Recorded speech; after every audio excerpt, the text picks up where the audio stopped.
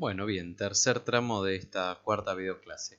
Después de hablar en el tramo anterior, con un corte ahí medio molesto en el medio, eh, de lo que son los elementos activos en términos generales, hacer una breve descripción de los más comunes, vamos a hablar un poquito de los elementos pasivos. Entonces, me quedé con el color naranja del tramo anterior. Entonces, elementos pasivos.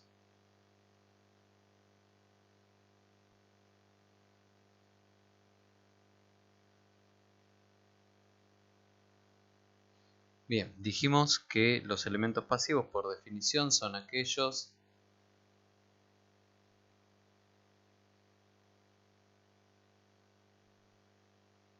que no generan energía o que no entregan energía, vamos a poner.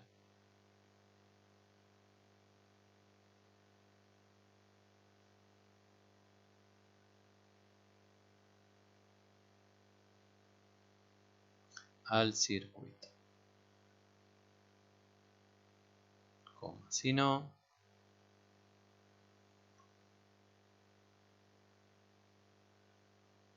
que reciben la entregada por los generadores.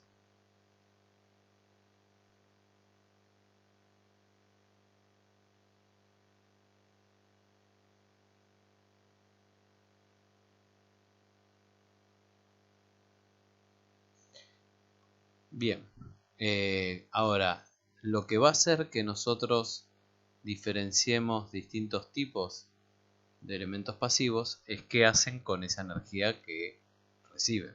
¿Está bien?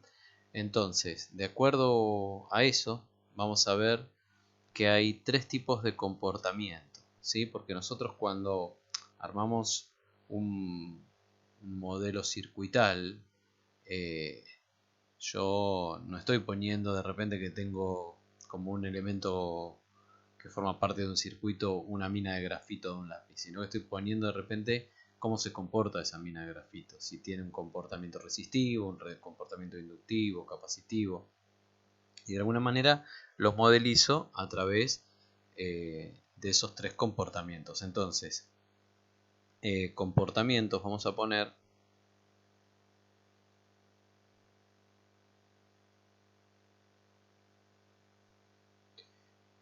pasivos.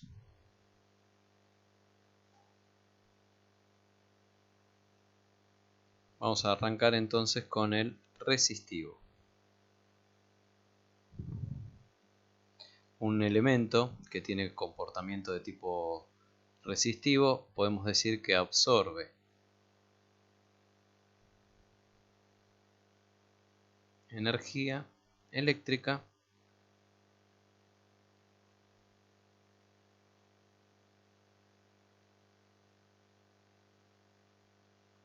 y la convierte en trabajo.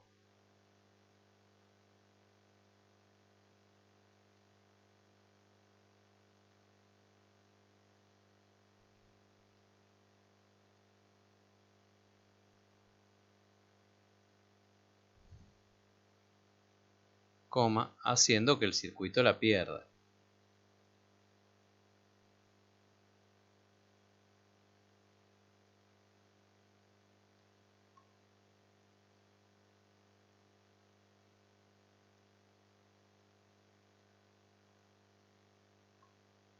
Y disipándola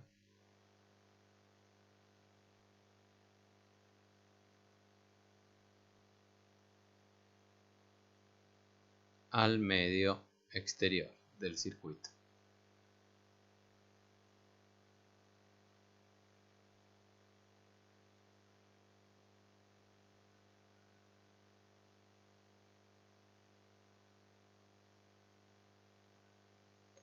Principalmente en forma de calor.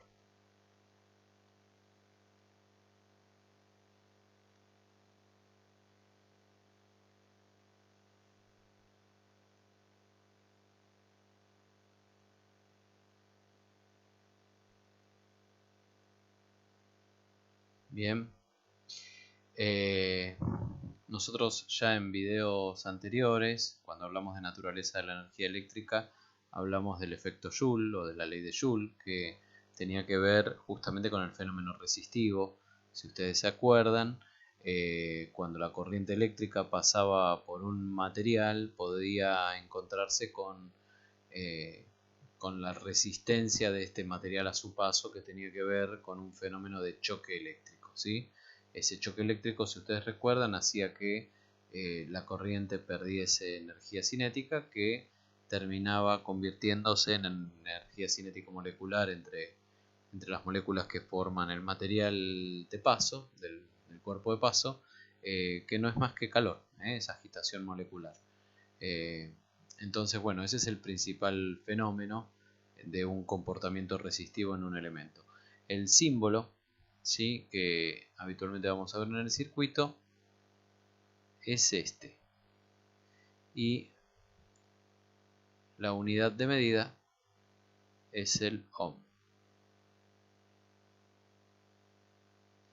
Recuerden que de alguna manera, a veces, en lugar de medir cuánto resiste el elemento, se mide cuánto no resiste, que sería medir la conductancia, ¿sí? Esto que tengo acá es la conductancia, también lo vimos. Recuerden que la relación entre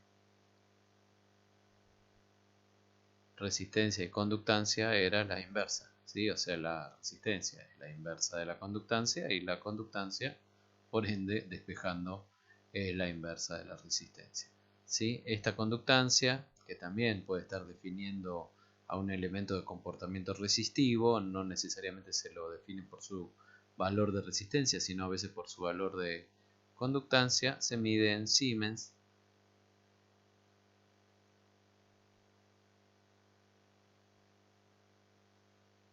Y su signo al lado del valor numérico suele ser ese. ¿Está bien? Bien, el tema es el siguiente. ¿Qué pasa cuando yo asocio resistencias? Cuando yo asocio elementos de comportamiento resistivo, lo que yo voy a ver es que yo puedo asociar de dos formas.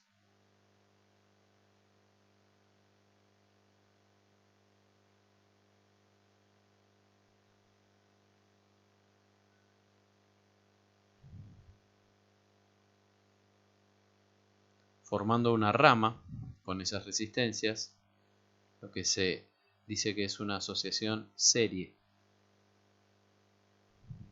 ¿Sí? ¿Qué quiere decir?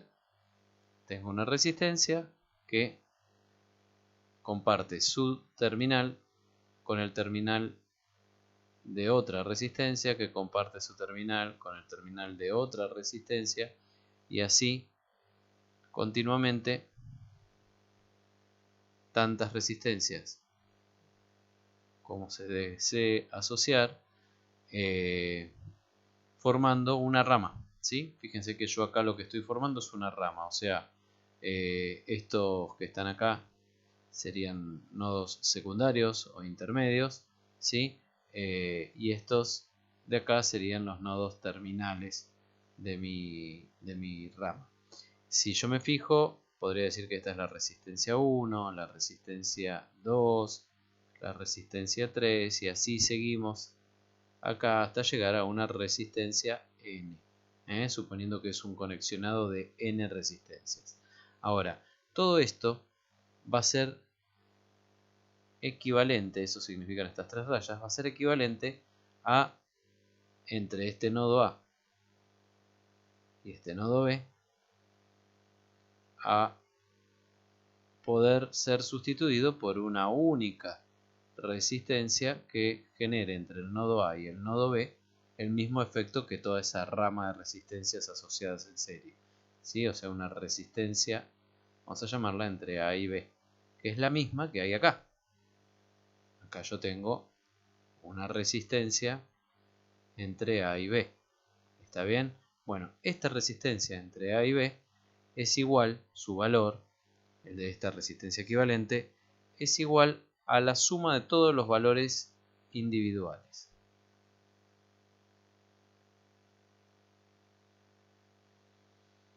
¿Sí? Sumo el valor de la resistencia 1 más el valor de la resistencia 2, así hasta llegar al valor de la última resistencia n, siendo n, ¿sí?, cualquier número de resistencia que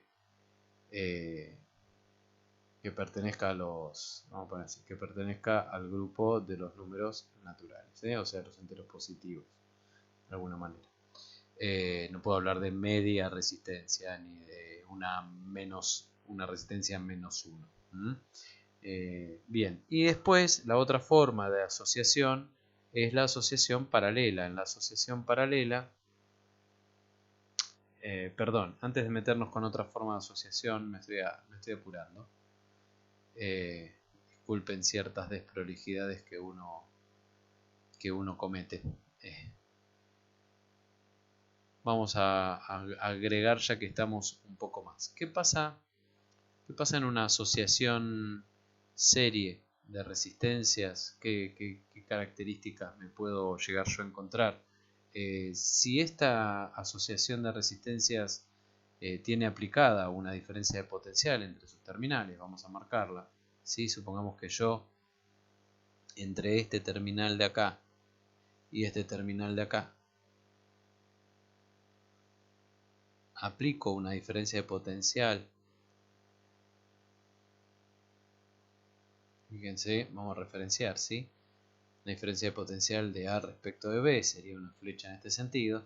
Si yo aplico ahí una diferencia de potencial, ya sea porque conecto directamente un generador o porque esa rama termina conectada a alguna malla o alguna red un poco de orden superior, que le genera una diferencia de potencial entre esos terminales, va a circular una corriente por esta rama. Una corriente que va a ir del nodo A hacia el nodo B. ¿Cómo es el valor de esta corriente? Es exactamente igual al valor de la corriente que me puedo encontrar en cualquier lugar de la rama. O sea, las resistencias son todas recorridas por el mismo valor de corriente. ¿Sí? Por acá circula una corriente de la resistencia 3 y así hasta acá, que va a circular una corriente de la resistencia N. ¿Está bien?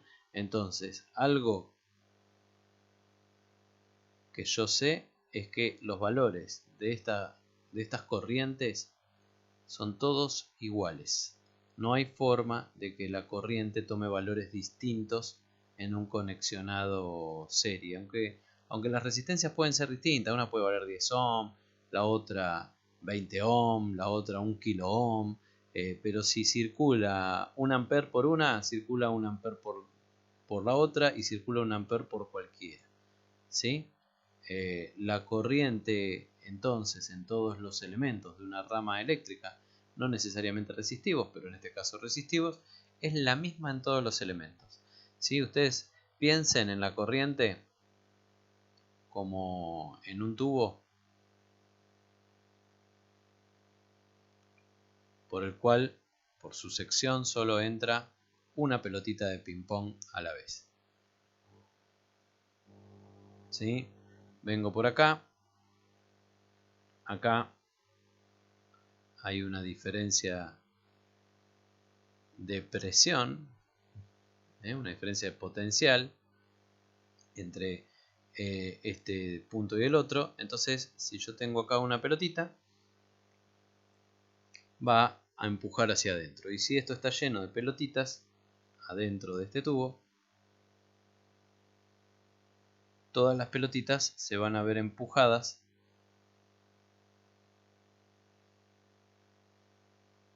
a moverse hacia allá por esa diferencia de potencial. Si yo me paro acá, en este lugar del tubo, pongo, no sé, un plano acá, ¿sí? Y de alguna manera, de acuerdo a ese plano, yo mido cuántas pelotitas van atravesando ese plano, por unidad de tiempo, lo que voy a estar midiendo es la intensidad de corriente de pelotitas, ¿sí? Este plano corta acá y yo mido esa pared, ¿sí? Imaginaria de ese plano, mido cuántas pelotitas la atraviesan por segundo. Yo ahí estaría midiendo de alguna manera la corriente de pelotitas, ¿sí? La intensidad de corriente de pelotitas. Si yo voy a otra parte del tubo, como las pelotitas no hay un espacio, porque están todas pegadas, ¿sí? Están todas pegadas, acá no hay espacio, acá tampoco, una empuja a la otra. Si yo acá de repente mido que pasan, no sé, 3 pelotitas sobre cada segundo, si yo vengo y pongo otro plano en otro lugar de este tubo, pongo otro plano acá, ¿sí? Y mido cuántas pelotitas atraviesan esta superficie, es imposible que no sea también 3 pelotitas por segundo. ¿Por qué?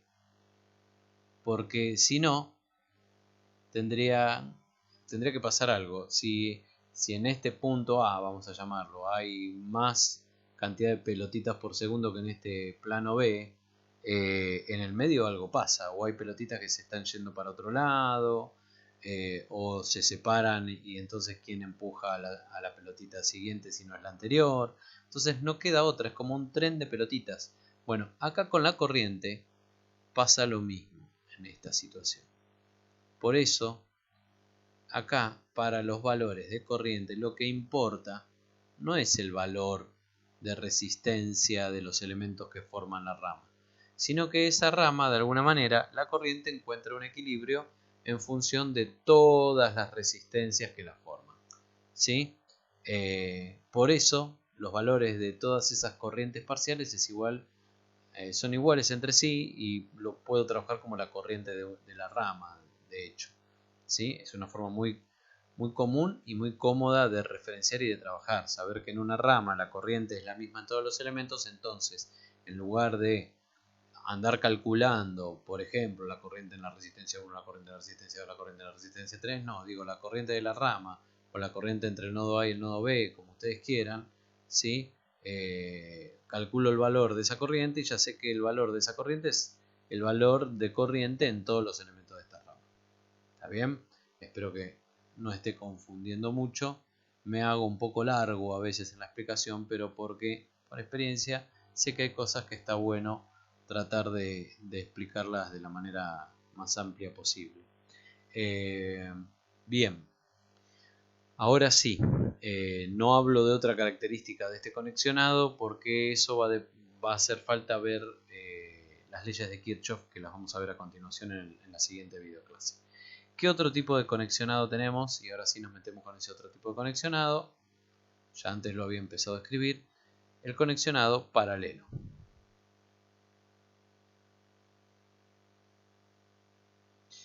¿Qué ocurre en un conexionado paralelo? En un conexionado paralelo yo tengo que entre dos nodos se conectan todas las resistencias que yo quiera. O sea, una resistencia 1 que conecta un terminal al nodo A y otro terminal al nodo B. Recuerden que el nodo no son estos puntos, sino que el nodo en un diagrama como el que estoy haciendo, que es funcional, el nodo es todo esto. ¿Sí? Todo esto es el mismo nodo, todo eso es de arriba es el nodo A y todo lo de abajo es el nodo B. Bueno, por lo tanto, este punto es lo mismo que el punto este. Y este punto es lo mismo que el punto este. ¿Sí? O sea que si yo vengo y conecto otra resistencia acá,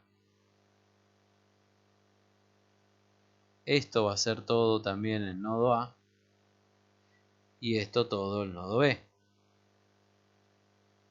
Bueno, un conexionado paralelo, por lo tanto este también es el nodo A y esto también es parte del nodo B. ¿Sí? Esto es A, esto es A, esto también es B, decimos esto también es B.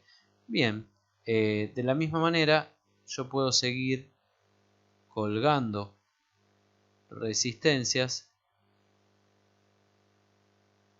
Si conecto así un terminal en un nodo y el otro en el otro, esto también va a ser nodo B y esto también va a ser nodo A. ¿Está? O sea, si esta es una resistencia 1, una resistencia 2, una resistencia 3, entonces a esto que tengo yo acá es a lo que se llama conexionado paralelo. Y obviamente que el valor que hay entre el nodo A y el nodo B resistivo va a ser equivalente a un valor único de resistencia. O sea, si yo me paro, por ejemplo, con un ómetro, que es un instrumento para medir resistencia, me paro y mido la resistencia entre el nodo A y el nodo B con todas las resistencias de este circuito paralelo metidas dentro de una caja y yo no sé cuántas hay ni cómo están conectadas y demás, yo desde afuera voy a medir el valor resistivo como si ahí hubiese una sola resistencia. ¿Está bien? Bueno, eso es el valor de resistencia equivalente paralelo. Esto vamos a llamarlo entonces Rn, perdón. Acá hay tantas como yo quiera. Por lo tanto, esto también va a ser equivalente a una resistencia AB, a una resistencia entre el nodo A y el nodo B, que lo que podemos ver para poder conocer ese valor, que obviamente tiene una relación con los valores de las resistencias que están en paralelo, la fórmula general es esta, para poder calcular es la inversa, por eso el 1 sobre, de la suma de las inversas, por eso otra vez 1 sobre abajo, de cada una de las resistencias que forman el paralelo. ¿Sí? Esto también se podría tranquilamente, saben que hablar de algo, de 1 sobre algo es lo mismo que hablar de algo elevado a la menos 1, o sea, yo lo podría escribir como R1 a la menos 1, su inversa, más R2 a la menos 1, su inversa, más, y así hasta Rn a la menos 1, y todo esto a la menos 1, la inversa de todo esto. ¿Sí? Es otra forma de anotar o de escribir esto. Algunos recuerdan de memoria una formulita que dice que la resistencia paralelo entre dos resistencias, R1 en paralelo con R2, por ejemplo, ¿sí? Esta anotación vayan registrándola, es muy cómoda cuando uno en un desarrollo quiere anotar que dos cosas están en paralelo sin tener que anotar toda esta fórmula que está acá abajo, ¿sí? 2, 3 o 4 cosas están en paralelo, pero uno recuerda mucho, en general, todos recuerdan que alguna vez vieron una formulita que dice la primera por la segunda sobre la primera más la segunda. Bien, esto no es más que una fórmula de una situación particular, que es la de dos resistencias. Podría buscar una fórmula de la situación particular de cómo calcular cuando tengo 3 resistencias en paralelo, cuando tengo 4. Para que se den una idea, si yo tuviese, ¿sí? ¿De dónde viene esto? Si yo tengo R1 en paralelo a R2, vamos a tener entonces, de acuerdo a la expresión general, que es la de abajo, 1 sobre R1 más 1 sobre R2. Si yo busco como un denominador de lo que tengo abajo y arriba mantengo la inversa, lo que me voy a encontrar es que el común denominador de la suma de fracciones que hay abajo es R1 por R2. Ahora, ¿cómo sé qué es lo que va en el primer lugar de esta suma? Y tengo que hacer R1 por R2 dividido R1. Eso me da R2. Y R1 por R2 dividido R2. Eso me da R1. Bien. Ahora, cuando yo tengo la inversa de una fracción, lo anoto por acá. Eso es lo mismo que dar vuelta a la de abajo y multiplicar. O sea, eso es lo mismo que B sobre A. ¿Está? Porque termino multiplicando por el 1 de arriba. Bien, esto es lo mismo. Tengo una fracción abajo que es R2 más R1 sobre R1 por R2. La saco multiplico invirtiendo eso al 1 de arriba y me va a terminar quedando la fórmula que decíamos muchos conocen de memoria. ¿Está bien? Yo en general soy partidario de tratar de, si puedo, deducir la fórmula, que no me voy a poner a deducirla ahora de dónde viene porque no quiero hacer demasiado extenso todo esto, pero es un buen trabajo que podrían tratar de hacer, deducir la fórmula general, o por lo menos acordarme, si me tengo que acordar, o buscar, si es que quiero buscar y no tener que estar metiendo enciclopédicamente un montón de cosas en la cabeza, las fórmulas generales, porque las fórmulas generales yo después aplicándolas me pueden dar la solución para cualquier caso. En cambio, las fórmulas particulares, parciales de una circunstancia determinada, hacen que yo tenga que después buscar vueltas alternativas o que algunas situaciones no las pueda calcular. ¿Sí? Bien, entonces vamos a recuadrarla con algún color porque acá se perdió todo, quedó todo mezclado. La fórmula general para calcular un valor de resistencia en paralelo de n resistencias es esta que está acá.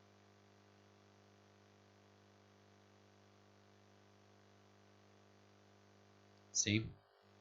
Bien, vamos a ver una cosita más. Yo cuando tengo un conexionado paralelo, como decíamos, todas las resistencias están conectadas a los mismos dos nodos. Ahora, si ese conexionado está conectado a un circuito o a una fuente, uno no lo sabe, puede estarlo a cualquiera de ambas cosas, tanto el circuito como la fuente o el generador, entre el nodo A y el nodo B, me van a generar acá una diferencia de potencial de A respecto de B. Bien, ¿qué es la diferencia de potencial que hay del nodo A respecto al nodo B? Ahora el nodo A también lo tengo acá y el nodo B también lo tengo acá. ¿Cuánto va a valer la diferencia de potencial sobre la resistencia 1 o en los terminales de la resistencia 1? Y lo mismo que la diferencia de potencial del nodo A respecto al nodo B, porque está conectada entre el nodo A y el nodo B. Acá tengo el nodo A y acá tengo el nodo B. Por lo tanto, la diferencia de potencial que hay en los terminales de la resistencia 2 también es la misma que la que hay en los terminales de todo el conexionado y por lo tanto en los terminales de la resistencia 1, y así puedo llegar a hacer lo mismo hasta la última resistencia N del conexionado. ¿Sí? O sea, en un circuito paralelo, la diferencia de potencial que hay entre los terminales del circuito es la misma que hay en los terminales de cualquier elemento del circuito.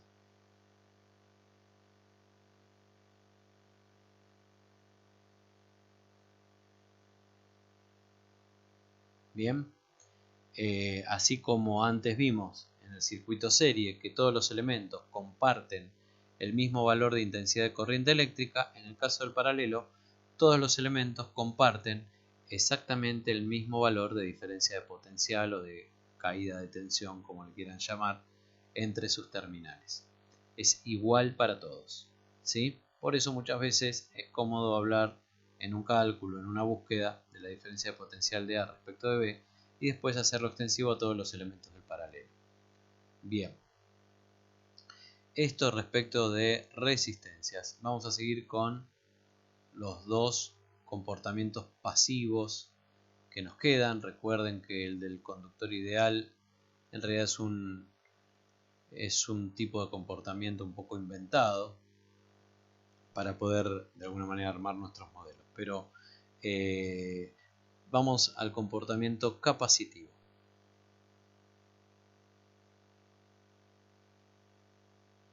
¿Qué pasa cuando un elemento se comporta de manera capacitiva o qué pasa con el comportamiento capacitivo de un elemento? La energía... Uy, qué mal que estoy.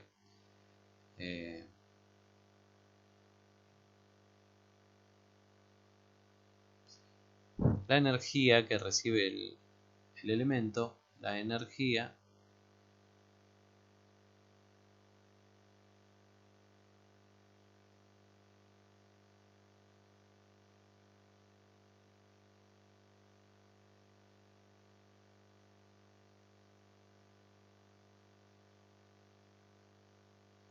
se convierte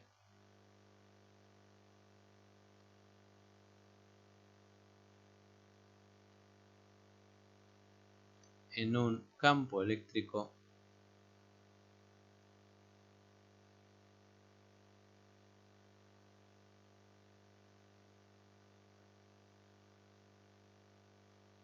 en su interior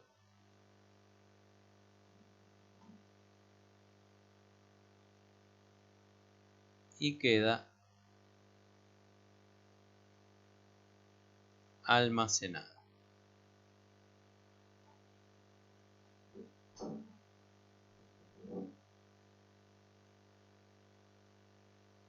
O retenida, ¿está bien? Para siempre no, dependerá de lo que vaya ocurriendo en el circuito, según qué es lo que ocurra entre los terminales de este elemento capacitivo, esa energía en algún momento puede volver a circular por el circuito. El símbolo de los elementos capacitivos es este, siempre acompañado de una letra C para identificarlo. La unidad en la que se va a medir su principal característica es el faradio.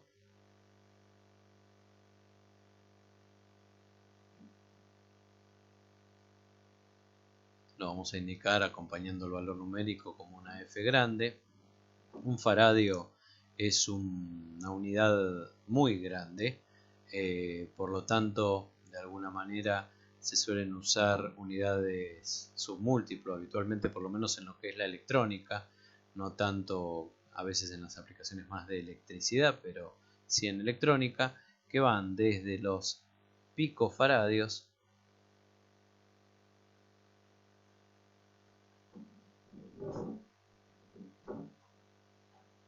nanofaradios,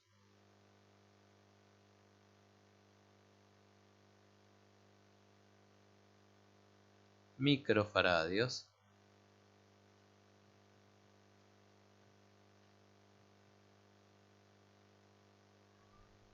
y ya más raro los milifaradios.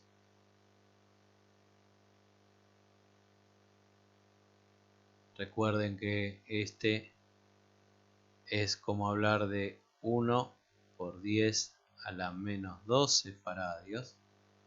Este es como hablar de 1 por 10 a la menos 9 faradios. Esto 1 por 10 a la menos 6 faradios. Y esto 1 por 10 a la menos 3 faradios. ¿Sí? Va saltando de a 3 la comita. A esto lo solemos indicar como P minúscula F. A esto, cuando acompaña un valor numérico, lo solemos mostrar como N minúscula F.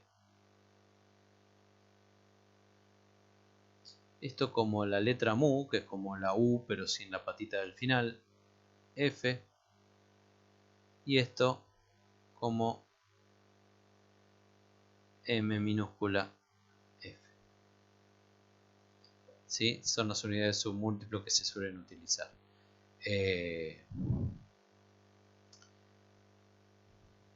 Bien, ¿qué pasa con los elementos capacitivos cuando reciben corriente eléctrica?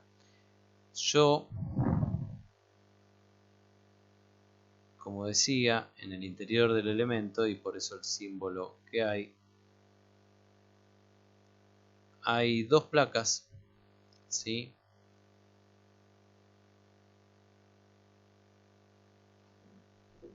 De material conductor, de material metálico,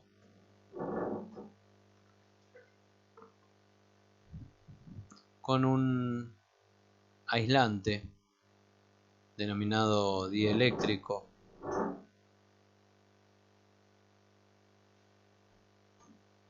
y los terminales. Lo que suele ocurrir cuando se hace circular corriente, este material del medio, que se llama dieléctrico,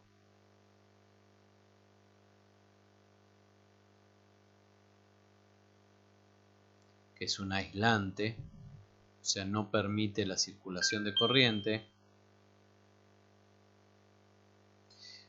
al ingresar una corriente,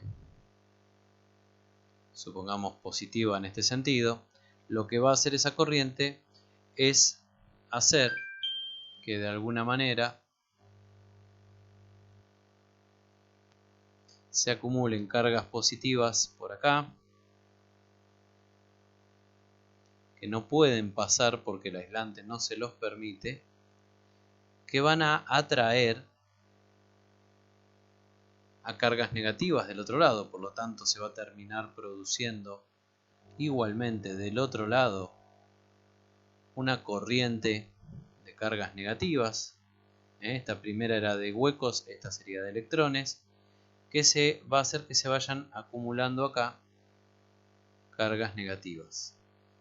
¿Por qué van a quedar ahí retenidas? Porque obviamente por la ley de Coulomb, que nosotros ya vimos en videos anteriores, aparece una fuerza de atracción entre ellas, pero la fuerza del dieléctrico impide que puedan combinarse. Por lo tanto, tengo dos cuerpos, que son esas dos placas, cada una con carga eléctrica, una con carga eléctrica positiva y otra negativa, y en ese dieléctrico lo que se va a generar, como también ya lo vimos en videos anteriores, se va a generar un campo eléctrico, ¿sí? Un campo eléctrico que va a ser de líneas imaginarias así. Y como vimos en videos anteriores, en todo campo eléctrico, cada punto que lo forma espacial tiene vinculado o asociado un valor de potencial eléctrico, por lo tanto un valor de energía. Bien, ahí en ese campo es donde está concentrada entonces la energía que almacena y que acumula el elemento capacitivo. En particular, la estructura que acabo de mostrar es la de un capacitor. El comportamiento capacitivo se puede dar por infinidad de formas materiales en un montón de elementos que no necesariamente sean capacitores. Por ejemplo, entre un par trenzado de cables que transmiten energía de un lado a otro, se encuentra un comportamiento capacitivo también, para que nos demos una idea. Por lo tanto, a veces cuando nosotros en un circuito vemos dibujado el símbolo de elemento capacitivo, no necesariamente tiene que ser que estamos hablando de un capacitor. Bien, ¿qué pasa si yo asocio a los capacitores entre sí? ¿Cómo los puedo asociar? Y bueno, también los puedo asociar en serie, que sería formando una rama.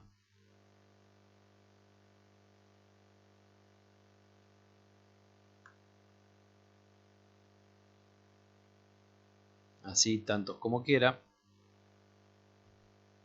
y tener un capacitor 1, un capacitor 2, un capacitor 3, y obviamente que esto también va a equivaler entre estos dos puntos, entre el punto A y el punto B de los extremos del conexionado, va a equivaler a un capacitor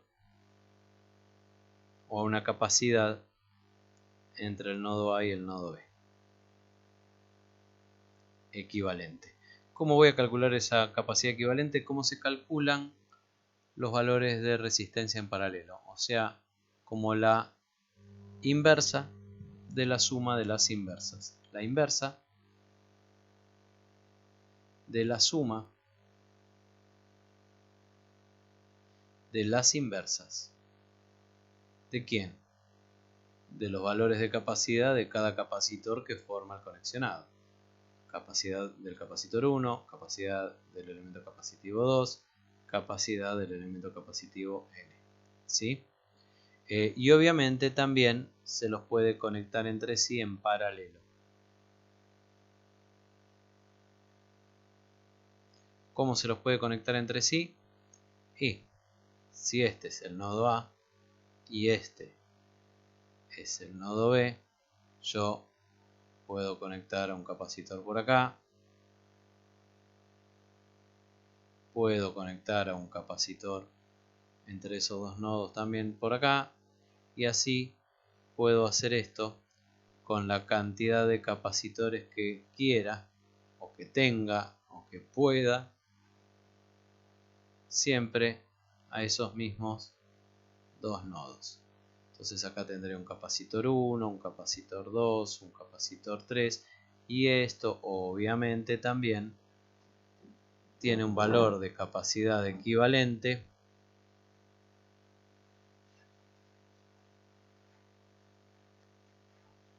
CAB, que en este caso va a ser la suma de todas las capacidades. La capacidad del elemento capacitivo 1 más la capacidad del elemento capacitivo 2 más la capacidad del elemento capacitivo último de todo el conexionado.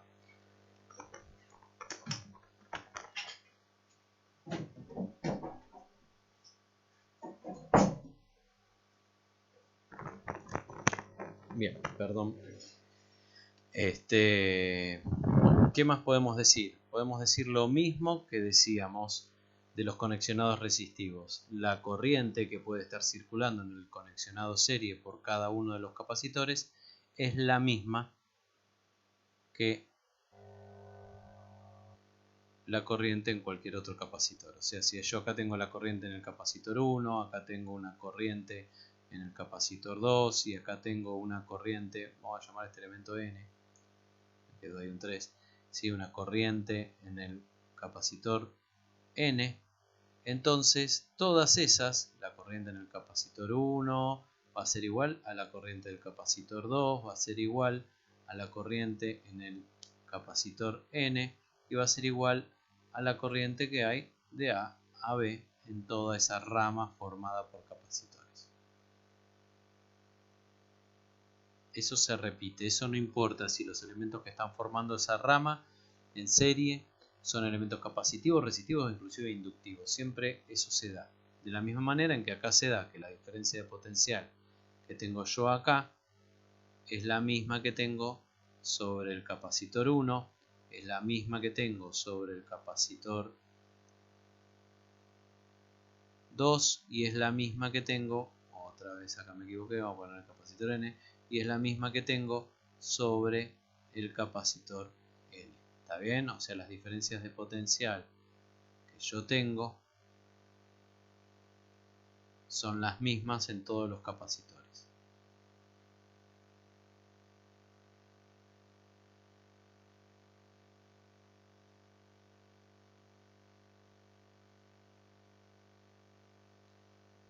Ese es un tema de los circuitos paralelos, no necesariamente, y de los circuitos series, no necesariamente del tipo de elemento que los forma. Bien, después en algún momento volveremos al tema de elementos capacitivos. Vamos a pasar ahora, por último, al comportamiento pasivo que nos queda, que es el comportamiento inductivo, ¿sí?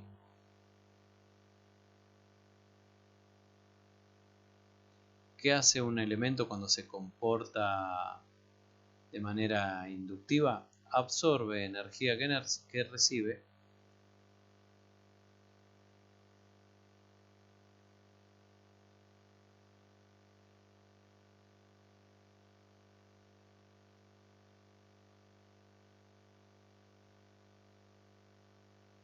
la convierte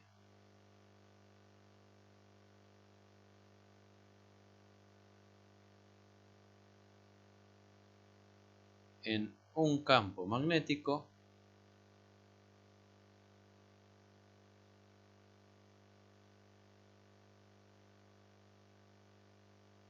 y la retiene.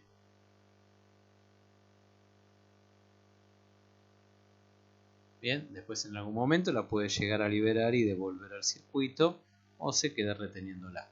Eso dependerá de las características del circuito por sobre todo. Fíjense, el capacitor almacenaba la energía en forma de energía de un campo eléctrico, en este caso de un campo magnético. El símbolo es este, se la suele indicar con la letra L y el valor característico con el cual se mide a la bobina es el valor de autoinducción que está dado en henrios. general la vamos a indicar con la letra H. Acá también a veces se puede usar, no vamos a explicar todo, sobre todo en electrónica a veces se habla de microhenrios o también de milihenrios. Puede haber valores de autoinducción, ¿sí? El valor característico de un elemento inductivo es su valor de autoinducción.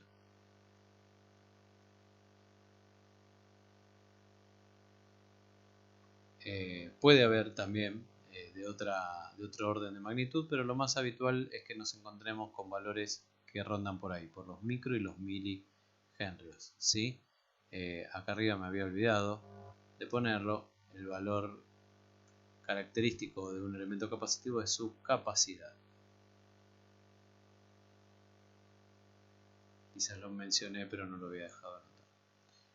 La capacidad entonces se mide en faradios, la autoinducción se mide en henrios. Acá me olvidé la E. Gracias por hacerme acordar a todos ustedes que se dieron cuenta. Bien, ¿qué es lo que ocurre en un elemento inductivo? Un elemento inductivo,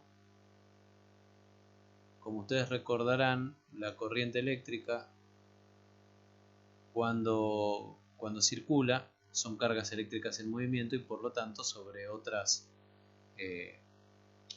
cargas eléctricas cercanas van a generar fuerzas magnéticas aparte de fuerzas eléctricas. Supongamos que por acá entra una corriente que va desde este terminal A hacia este terminal B. Al moverse esa corriente alrededor del cable por el cual circula va a generar un campo magnético. Eso también lo vimos en videos anteriores. Ese campo magnético, en este caso, va a ser con sus líneas imaginarias como una especie de forma así. O sea, tanto en el espacio interno como en el espacio que rodea a este elemento, que sería una bobina, porque pasa por acá también el campo, por adentro, tiene una circulación, un campo magnético, y por lo tanto en cada punto de este campo magnético yo también tengo un potencial asociado energético. Entonces, lo que va a ocurrir en una bobina es que cuando la bobina no está circulada por ninguna corriente, en el momento en el cual la empieza a circular una corriente, va a absorber parte de esa corriente y la va a su energía almacenar en forma de campo magnético alrededor del elemento. Ese campo magnético se va a sostener mientras haya circulación de corriente. Cuando la circulación de corriente cambie o disminuya o desaparezca, ese campo magnético va a variar su intensidad, absorbiendo más energía si es que la corriente aumenta o devolviendo energía en forma de corriente extra, se dice autoinducida, al propio circuito. Son fenómenos que igualmente vamos a analizar más adelante. Hoy no me importa mucho meternos con eso, pero sí como para que nos demos una idea de qué es el comportamiento inductivo.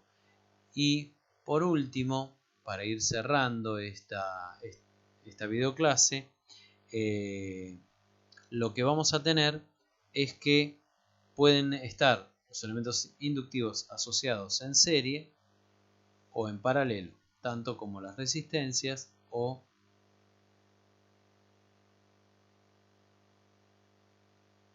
los capacitores que vimos. Si están en serie, van a estar formando una rama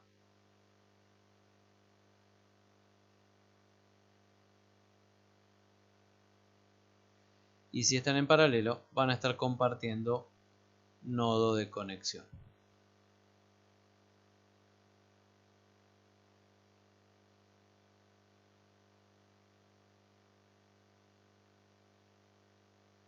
Y obviamente que acá lo que nos interesa es terminar de ver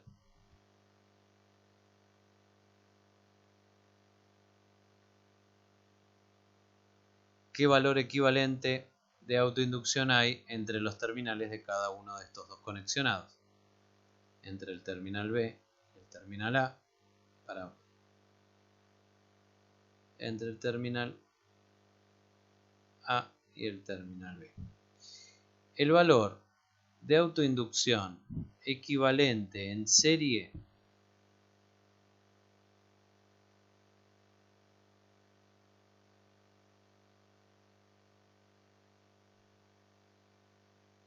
es la suma de los valores de autoinducción parciales.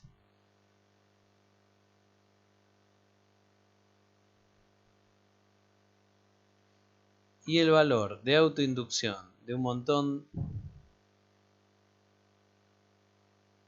de inductores en paralelo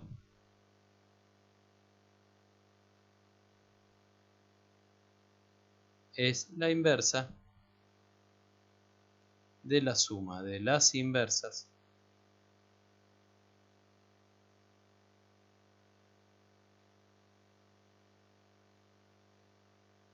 de los valores parciales.